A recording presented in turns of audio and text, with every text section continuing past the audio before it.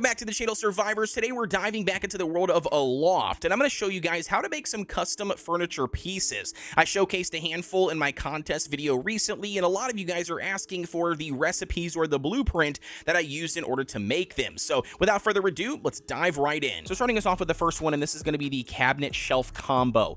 Now this one here, once again, I pretty much start almost all of my builds when it comes to these closets with the very last option in the ceiling slash floor option in the wood section.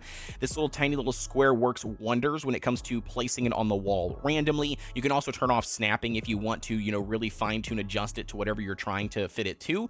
But either way, we're going to go ahead and place 4 of them here. We put the walls up on the sides. We put the little archway there. The door will automatically resize to fit that arch. And then next to it, we're going to go ahead and do 4 more of the small pieces for the ceiling. Another one of the wall sides. We've got the shelving units in here, and there you go. That's pretty simple, self-explanatory. I absolutely love the way that this looks. You can place a bunch of different decorations and stuff. I just put a couple of things in here to kind of give you an idea of what it could look like. But that's going to be the first build here. And now in addition to that one, I also did 2 other closet builds. We've got just a standard single build without any shelving units on the outside, which again would look really nice for any bedroom or setting. We also have built a double one here for you guys. So that's going to be a double door, very similar to the first one. But again, I just went ahead and went out, more of those square pieces instead of 4. I believe this one is 8 if I had to take a count. Yeah, it's 4 and 4, so 8 individual pieces. And then on the right hand side, we also have the shelving units for that as well, just to add some little bit of decorations to give you guys some additional ideas. And moving right along to the dresser, this one's honestly one of my favorite ones, and you probably don't even realize what I'm actually using here. So what I'm actually using is the worm farm boxes that you get from the farming section in the building materials. I decided to use these because they were the right shape and the right height that I wanted already for my drawers in size of this thing.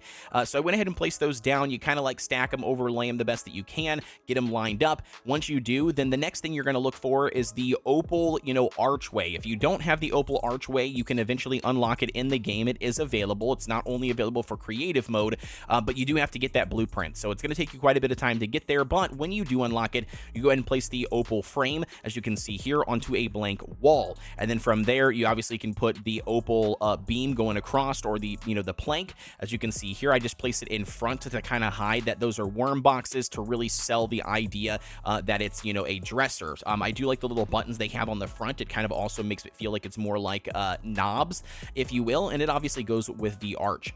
On top of that here, I went ahead and figured out a way to actually get a regular arch built in. Now the only downside with doing this is on the back side, you can see you have to place a separate piece of wood here on the back. But outside of that, I mean, if you're okay with covering that up, or putting that up against something else, or putting another layer of walls behind, you can actually get it to look like a full-on mirror, which again I think looks really, really cool. It reflects beautifully here with the light, the candle light on top of it, and then you can place things on top to really sell the dresser look. This is probably one of my favorite pieces by most people who have saw my contest build video. And now moving right along here, let's check out the crates. I've built a handful of different crate options here in my contest build video, and I really do love and enjoy making them. I make them in all different shapes and sizes. I make some that are like broken open with products hanging out, and then I obviously fill the entire thing. So I can teach you guys a couple of different ways to do this. We can take a look at the first one. This one is going to be just the standard crate sitting on top of the ground here. I went the full size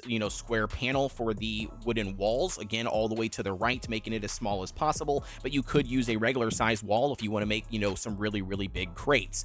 But once you go ahead and get the walls already built, what I've actually like to do is flip them around, which then adds, like, you can see the support crossbar. It really sells the idea that it's a crate and not just a standard wooden wall. So once you've went ahead and got the outside placed, from here you got a couple of different options.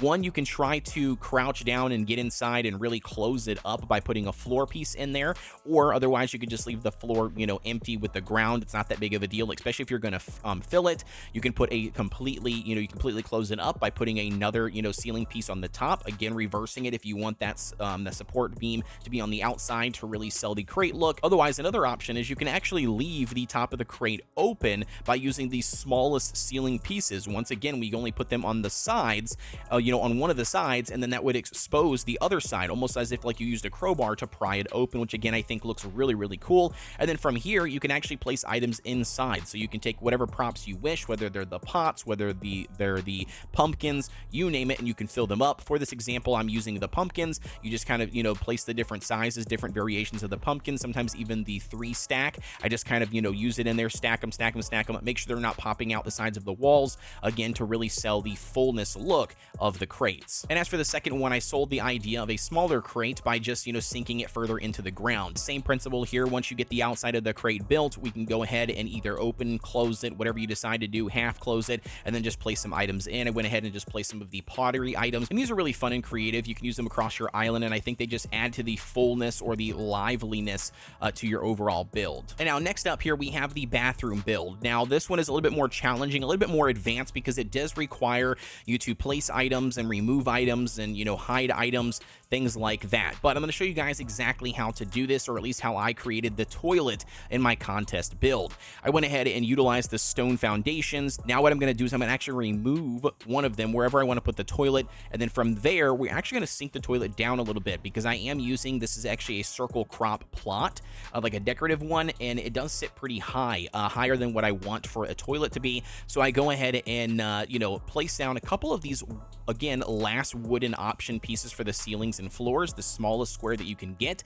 I just start kind of stacking them around, playing with the height, placing down the, crop plot that I want to use, then comparing it with the foundation to the right, just trying to level, get the exact height that I'm looking for my toilet. And so I finally got the height that I'm wanting here. I'm going to go ahead and delete all of these, other ones, destroy the ones that I don't need now, and then go ahead and leave the ones that I do need, place the toilet there where I want it. And now I'm also using the stone fence from the blueprint section. It's the very last option, which looks more of like just a single piece of fence or a single post.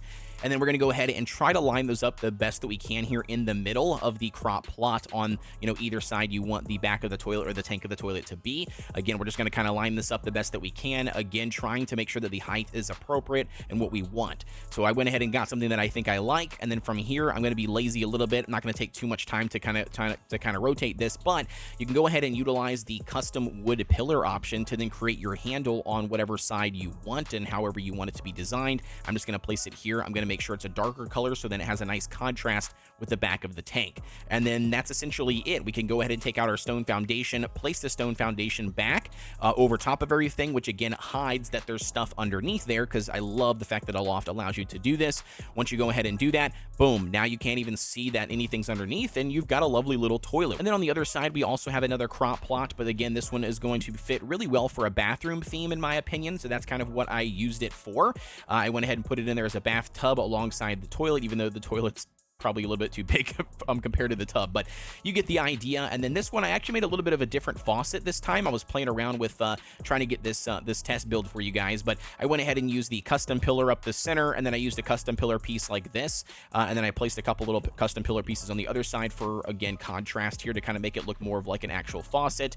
It does take a little bit here. You got to kind of walk around, spin around till you get the right angle for your piece, but it does work. If you go ahead and add in some of the crop plots or add in some of the compost, it actually looks like you got some old cracky poop here you need to get fixed. And lastly here, I also did a couple of shelving units just to kind of show you that you can place shelves in the game, once again using the smallest ceiling floor options available. You can use them to your advantage, place them fully out, you can place them halfway in the wall. That just kind of shows you the difference in the sizing. These ones are placed all the way, these ones are placed only halfway. Just know the halfway ones, they will poke out the backside, so if that's something that bothers you, obviously just play around with it. If you're putting them in a closet, I think it would be okay, because I don't think it's going to go through the closet and through the wall. But anyways, hopefully that gives you guys some extra ideas when it comes to customizing and making your own furniture in Aloft. And there you go, survivors. That is going to be some custom build furniture pieces that you guys can use inside of your builds here in the game. If you guys enjoyed this video, don't forget to like, comment, and subscribe here on the channel, as it does help me out greatly. I am trying